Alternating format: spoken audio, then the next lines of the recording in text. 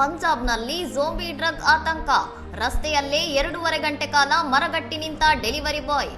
ಬೆನ್ನಿಗೆ ಬ್ಲಿಂಕಿಟ್ ಬ್ಯಾಗ್ ಹಾಕಿಕೊಂಡಿದ್ದ ಯುವಕನೋರ್ವ ಮಾದಕ ದ್ರವ್ಯದ ಅಮಲಿನಲ್ಲಿ ಯಾವುದೇ ಚಲನೆ ಇಲ್ಲದೆ ಸುಮಾರು 2 ಗಂಟೆಗಳ ಕಾಲ ನಿಂತಲ್ಲೇ ತೂಗಾಡುತ್ತಿರುವ ಭೀಕರ ದೃಶ್ಯವೊಂದು ಸಾಮಾಜಿಕ ಜಾಲತಾಣಗಳಲ್ಲಿ ವೈರಲ್ ಆಗಿದೆ.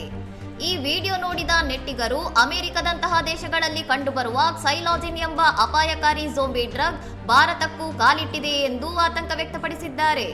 ಕ್ಸೈಲಾಜಿನ್ ಪ್ರಾಣಿಗಳಿಗೆ ನೀಡುವ ಪ್ರಬಲ ನಿದ್ರಾಜನಕವಾಗಿದ್ದು, ಮನುಷ್ಯರು ಇದನ್ನು ಸೇವಿಸಿದರೆ ಮೆದುಳಿನ ಚಟುವಟಿಕೆ ನಿಧಾನಗೊಂಡು ಉಸಿರಾಟದ ತೊಂದರೆ ಕಾಣಿಸಿಕೊಳ್ಳುತ್ತದೆ ಮತ್ತು ವ್ಯಕ್ತಿ ಪ್ರಜ್ಞೆಯಲ್ಲಿದ್ದರೂ ಪ್ರತಿಕ್ರಿಯಿಸಲಾಗದ ನಿಶ್ಚಲ ಸ್ಥಿತಿಗೆ ತಲುಪುತ್ತಾನೆ.